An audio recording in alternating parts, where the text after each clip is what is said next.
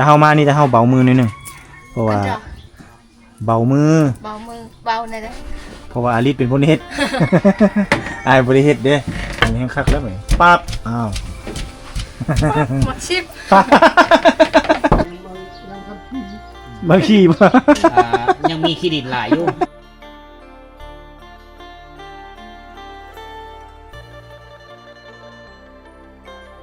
ถึงเวลาแล้วพี่น้องไปโทรมาอีกเลยเนาะบัดนี้เนาะฮัลโหลถ่ายคลิปอยู่โอเค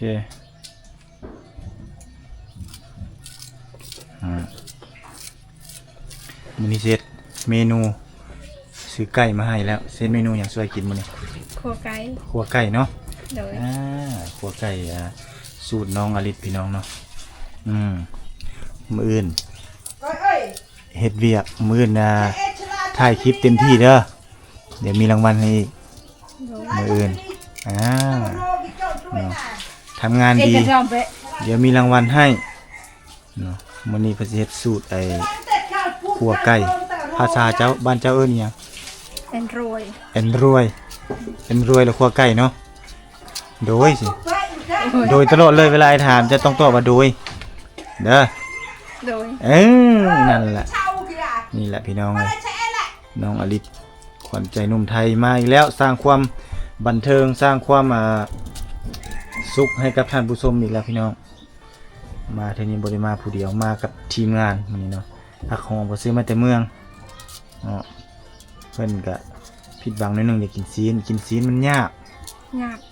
มันเคี้ยวมันกินบ่ได้เจ็บแค้วซีนงัวเท่าควายเท่านั่นมันเมดโมเมนต์อื่นมันเมดเนาะในตลาดบ่มีเพราะว่าเฮามาสวยเลยเด้คันมาแต่เช้าแล้วได้คันสวยๆแล้วนึงมันบ่มี2มามันก็คือสิเน่าอลิศเด้ให้ไปเบิ่งเห็นแมงวันตอมพึ่งอยู่กองกระดูกก็เลยบ่เอาเครื่องปรุงใส่หยังแน่อลิศนี่เบิ่งโอ้มีหัวข่าหัวสิงไข่พี่น้องกระเทียมยังไปซื้ออยู่มันบ่นี่แหละได้ละสูตรของน้องสาวเพิ่นรอท่าป่ะบัดนี้รอท่ากระเทียมบ่หรือว่าตำก่อนเอาเผ็ดพร้อมเลยบ่พี่น้องจะตำอยู่ติเห็นนะเว้าอีหยังเด้อเปล่าได้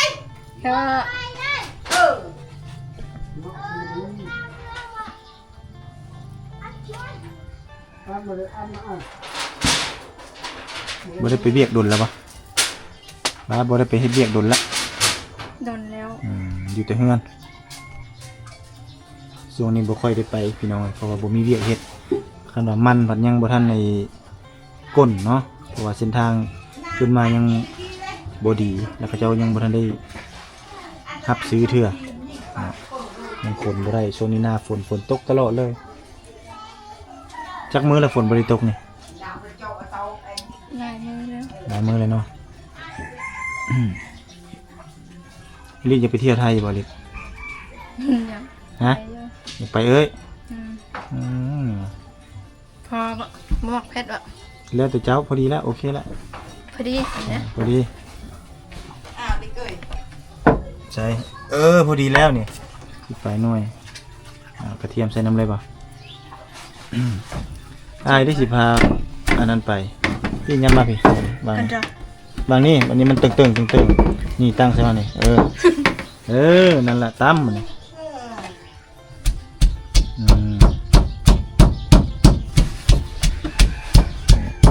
ขึ้นฮอดเนาะขึ้นฮอดสมัยเพิ่นแต่ทำอิฐแต่ก่อนนุ่งเสื้อสีขาวแล้วก็นุ่งสิ้นอันนี้เนาะแล้วก็ไปสิตำแล้วก็ปิ้นหน้าเขาเจฝาแต่ก่อนเนาะตอนเฮือนครัวหลังเก่ายังบ่มางเนาะลิเนาะ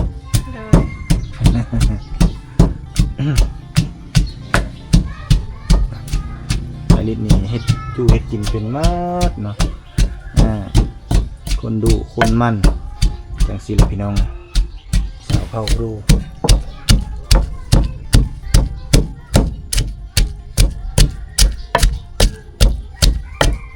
ตักเตยมาถ่ายเพิ่นแต่ละเทื่อ FC คอมเมนต์ตลอดเลยคักแต่ซากมันยาวดีนักอีได้พี่น้องเอ้ยซากมาอย่างนี้ไม่ขยุ่งบ่ บ่เพราะซากนี่แม่ขยุงบ่นี่ซากเจ้านี่ไม่ดูบ่โอ้คิดว่าแม่ขยุงแล้วเขาสิรักเมื่อได้นี่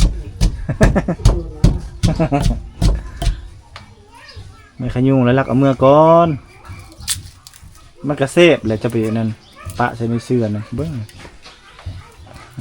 เอ้านั่นคือเก้าเอาปกตินี่ก็เฮ็ดกินแบบนี้ตลอดป่ะขายได้ใครนี่อีหยังนะใบส้มพอดีโอ้พี่น้องอันนี้คือใบส้มพอดีเพิ่นจะเอามาใส่ในสูตรคั่วไก่เนาะคั่วไก่น้องอลิศแต่เฮามานี่แต่เฮาเบามือนิดนึงเพราะว่าเบามือ เบามือเบาหน่อยนะ เพราะว่าอลิศเป็นคนเฮ็ด อายบ่ได้เฮ็ดเด้ขนาดอายเฮ็ดแล้วก็แสดงว่าอลิศบ่ได้เฮ็ดอันนี้เฮาบ่ได้มีเจตนาอยากใส่เพิ่นเด้อแต่ว่าการที่ให้เพิ่นเฮ็ดนี่มันจะเป็นธรรมชาติกว่าเฮาเพราะว่าถ้าเฮาเฮ็ดนี่มันคนอื่นแล้วมันบ่คักเนาะบ่แม่นอยากยั่วใส่น้องเพิ่นเด้เนาะพี่ย่างกับน้องเพิ่นก็เฮ็ดกินแซ่บแน่เนาะเฮาก็เลยอยากให้น้องเพิ่นเฮ็ดเลื่อมตาบ่เอาหมอซะคันเลื่อมตาอันนี้จะเปิดดอกไฟนี่แจ้งอยู่บ่เปิดนี่ เจ๋งอยู่ แจ้งคักอยู่เนาะดอกทางในเด้ยังบ่ได้ขาดติใส่ดีบ่ใส่คักอยู่บ่ดอกไฟน่ะโดย โดย สอนตลอดพี่น้อยบอกตลอดบอกไปนำ เทียนโอ้ยรวม เทียมอีกวะ ขนม ให้มันหอมใส่หลายๆมันจังหอมเทียมใส่สมบดียังบ่ทันนั้นเนาะการสองหน่วยยังใส่เลยยังคักแล้วไหมปั๊บอ้าว หมดชิป โอ้ โอ้จื้อนะเจ้าก็ฮู้ซิเนาะ เจ้าจ้างมาปั๊มหมักซิบ ปั๊บหมึกซิบเนาะ เจ้าก็เบิ่งเนาะ เบิ่งเนาะจ้ะ อันนี้ส้มเพิ่นเลยน่ะ ชมพอดี ส้มพอดีเสื้อน้อยก็พอดีเสื้อลายก็พอดี เนี่ย อ่ะ ความส้ม ก็ส เสื้อ เอิ้ เบิ น ด ส้ม เสื้อ พอ เบิด ดี กกก็พอดีเขาเอิ้นส้มพอดีเด้ chỗ vậy kia nhỏ đây chỗ bị chắc หยะบ่ บ่ โอ้ เหาะเบิ่งเหาะได้ทางนี้ได้ เหยาะกระสันเสื้อบ่แม่นส้มพอดีซั่น บ่เป็นส้มพอดี เอิ้น เนาะ ใบส้มเลยก็แล้ว ชำนาญกับไปเนาะ แล้วแต่เจ้าจะใส่สำเร็จก็ใส่ già chẳng làm cái sông đi ส้มบ่ ขนาดยังบ่ทันได้กินซะยังบ่ทันเฮ็ดนี่ยังคือน้ำลายเอือกท่าเลยนี่สิแซ่บเนาะ ส่งสิแซ่บเนาะอลิเฮ็ดเนาะ ไป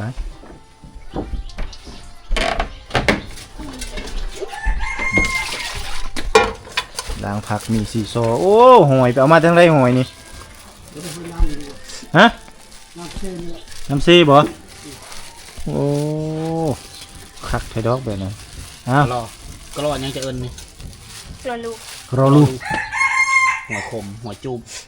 โอ้เก่งหอยนี่ก็แซ่บแหละอันนี้บางขี้บ่ ยังมีขี้ดินหลายอยู่ มันเป็นขี้เนาะ อันโยกแกระเป็นเนาะ มืออื่นพอดีมืออื่นนั่นโอ้มืออื่นให้อลิศนี่เก่งนะครับเนาะ อ้อมเสือนผักนางเลิศคักเลย ใส่คือกันบ่จักอ่ะใส่พังนางเลิศคือกันบ่เก่งไปเอาใส่พังนางเลิศนี่ บัตรสโลด cái xài cho cô lời xài phần lư đó โอ้ บัตร ปี บัตรสโลด ปีนี้แม่เพิ่นรู้สึกว่าสุย สบาย ดีพี่มันสบายพุ่นนอนได้นี่มีลูกไผลูกเคยได้ลูกไผมี มีความสุขวันนี้เนาะได้กินแฮงลูกไผมาเฮิร์ละต่างรถ ต่างเด้อ อยู่ดี แม่ เป็น น ทุก สมคุ้มค่าครับค่าดองที่แบบพ่อแม่เพิ่นเสียแต่งเมียให้ลูกชายได้นี่แหละได้กินเหือกินแฮง แท่งเขาเลยว่าลูกเฮิร์นะ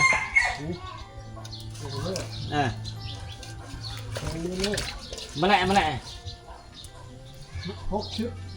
ฮะ60 ล้านบ่ hàng anh ấy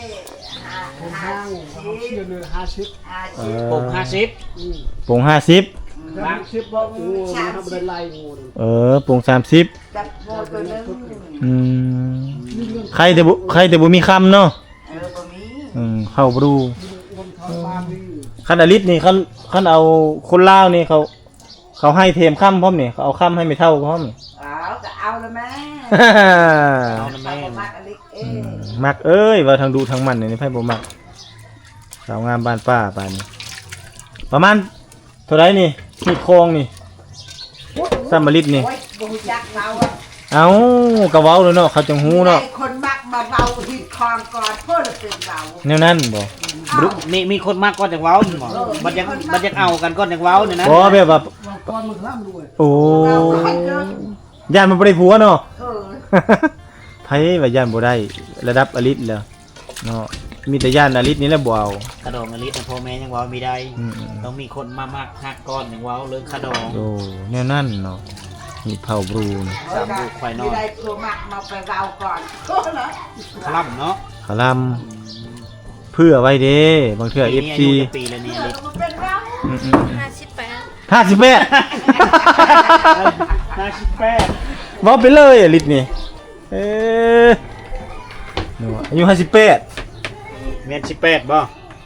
อายุ18ปีแม่นบ่ เท่าแล้ว ใส่เท่าไม่บ่เท่า เอาแล้วเรา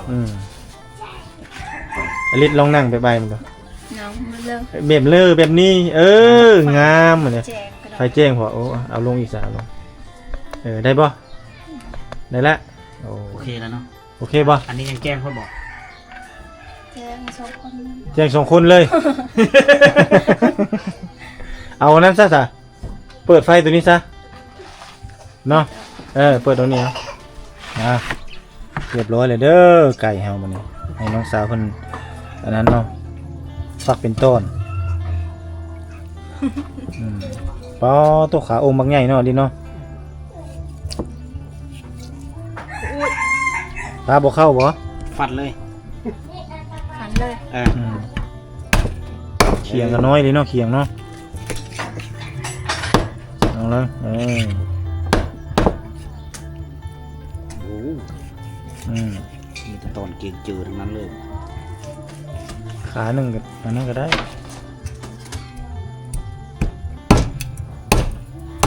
ต้นไก่อลิศนี่เนาะคำหนึ่งอิ่มเลย สุดเย็กเลยโอ้ เท่านั้นโอ้ ตามอันเลย หน่อย เด้อ เราไม่ได้ เน็ตจัดการพาไปเข้าไปเลยเนาะ จะถอยๆโอ้แต่ ว่าเขา ฟันเลยลิศ อุ้ยเดี๋ยวก็เปิดได้ บ่เข้าวะ หยับแล้ว อันนั้นโดนเนาะนั่นแหละเลือกตัวใหญ่ ตัวแซด5นะกันน่าจะหยับเหมือนกัน ไก่แม่บางที่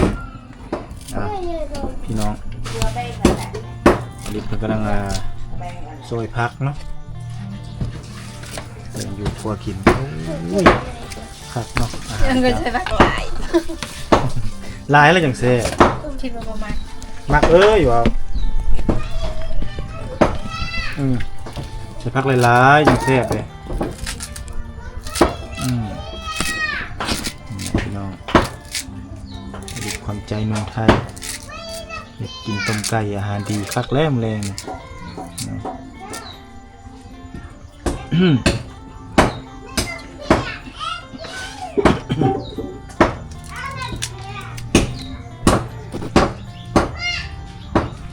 แสบๆแบบนี้เด้อ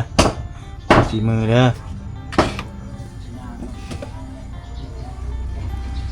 ถ้านั้นน้องมันดีเนาะถ้าไอ้สีหอมมันฟักไก่ก่อนไก่ก็เจอไก่เนี่ยทนอนนี่เนาะมีแต่เขาต้มโดนๆเนาะ ไก่ ไก่มันใหญ่นะไก่ใหญ่เกิดมันก็เลยยาก ไก่อยู่ลาว ไก่อายุหลาย ไก่อายุหลายอลิศวะอลิศตามเจ้าอลิศยิ้มใส่หรอปะ ยิ้ม ยิ้ม ยังยิ้ม เอาหัวเด้ยิ้มใส่ ครัว บอกยิ้มมึงดู ยิ้มใช้แจว มันถึง ยิ้มใช้แจว เอ้าเวลาเราปรุงไก่มันยังมันจังแซ่บเด้ยิ้ม มีตัวเจ้าได้แฉบ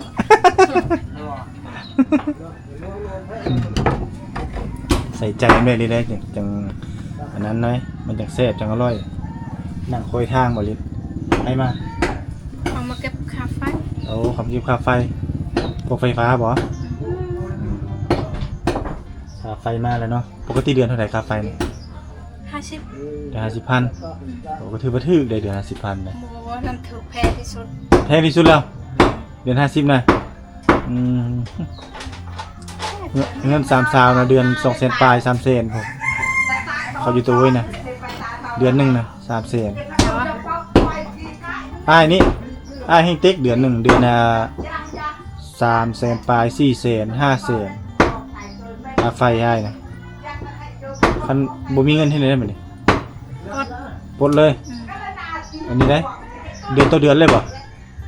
ฮะ เขาจะอนุโลมให้อยู่บ่ อีหยังรวม เอาสมมุติว่าเดือนนี้บ่มีเงินเสียเดือนหน้าจังเสียบัดนี้ได้บ่ อ๋อบ่ได้ เขาปลดเลย สมมุติว่าเฮามีเงินให้เขาก็ปลดออก โอ้บ่ได้เลยเนาะจังซั่นเนาะผู้บ่มีเฮ็ดจังได๋ซั่นน่ะอันนี้ก็ต้องได้อยู่มืดงมมืดเลยซั่นน่ะโอ้จะเสร็จอีกเลยได้นี่ดอกไฟนี่จะบัดจะหมดจะหยังจะเอาผ้าเสร็จแล้วมันก็แจ้งหุ้งคือเก่าให้บอกมันกล้ามไฟนี่อันนี้เนาะน้องแล้วน้องสาวคนนี้นี่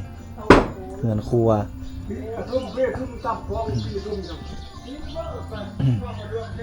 มือไปเฮ็ดกินแซ่บๆสู้ไอ้กินอยู่ให้เด้อ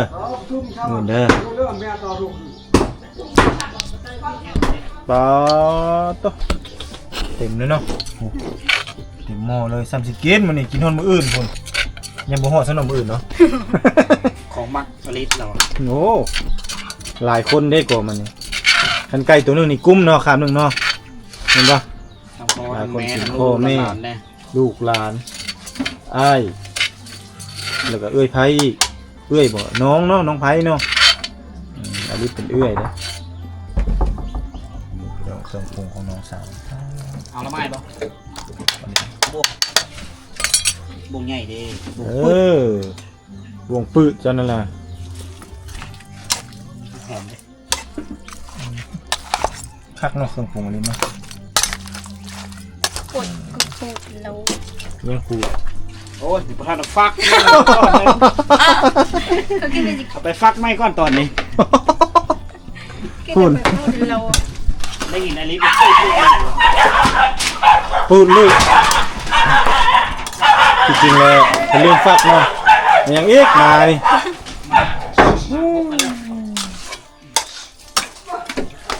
แงะกันแล้วแงะเศษอาหารแล้วพี่น้องงงแงงอยู่ลงนี่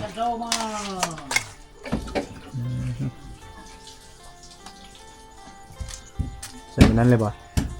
บริเดตบ่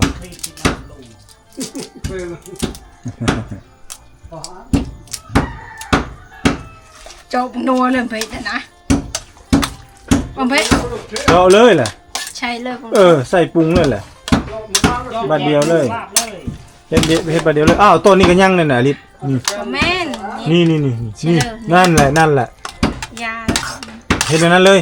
มันใหญ่พวกนี้มันยากได้ลิศเลย ยาก มาตัวนั้น ใหญ่โพด โอ้ยหมกเผ็ดเจ็บเนี่ย ย่างเลยดิมันใหญ่โพดเนาะมันก็เลยหลงลืมคือกันเนี่ย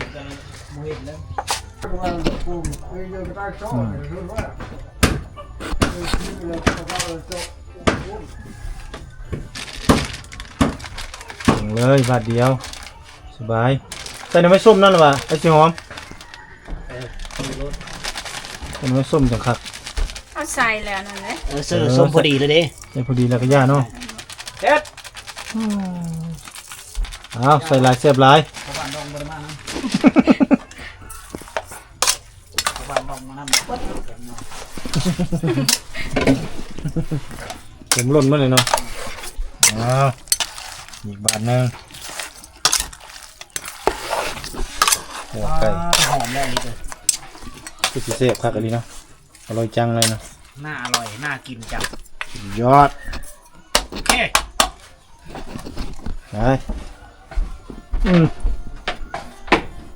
อุ้ยจะได้ป้องดัง อย่างนั้นอยู่ได้อยู่หรอก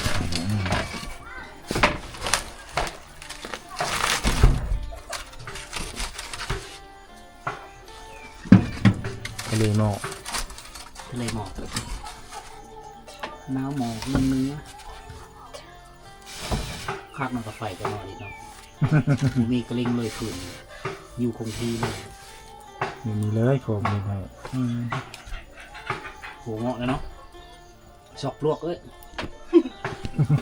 มันไหลเข้านอนได้บ้างอัดไว้เถอะ จุ่มอัดไปในเปิด แกะกันในบาหมด มันเฮาเบิ้ลเต็มไปจากอัดเนาะ ได้ประตูงามเลยพี่น้องคน เชื่อแต่เหิงบ่นี่ ใส่วางค่อยมาเด้ ประตูอีได้ ซื้อมาให้แต่เพิ่นไปโอไปเอาโอไปซื้อมาตัดใส่ใครใส่ให้นี่ประตูนี่พ่อบ่ บอกเสียเองเลยเนาะ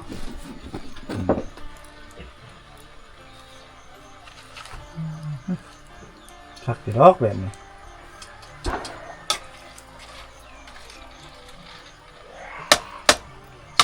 อนาคตมันจะเฮ็ดกินเรื่อยๆไปเด้ อาชินำไปถ่ายอีกเด้อ ว่า เอาโคกระทายได้ตี ขายได้ ยันว่าผัวหาย บอกแล้ว บอกแล้วอ้ายค่อยมาสิ ดอกมาหายนะยาเว้ยสมองยา เป่าเชียร์ได้ หายหัก อ๋อไหน เป่าที่จาเลย บ่ตื้มน้ำบ่น้อยหนึงบ่ติดบ่น้ำมันบ่ทำ ได้ป่ะ โอ้ย จอมอยู่เลย เนี่ยเอาเด้รีบเด้อนาคตของน้องสาวคนแจ๊กเขาสิได้ไปเป็นไพ่เฮือนใดสิได้เฮ็ดอยู่เฮ็ดกินเฮ็ดเวียกเฮ็ดงานช่วยแม่ย่าและ บ่มาดอกให้ตัวเกมให้เจ้ามันติดละเสื้อน้อยนึง มันติดหม้อบ่ ติดละจอมอยู่จอมอยู่เดา เจาะน้อยๆเส้นหนึงพอพอดีบ่ให้มันไหม้หม้อมันติดหม้อ ถูกแล้ว ชัวร์ สุกแล้วซีมึงดู บ่นั้นก็เฮ้ย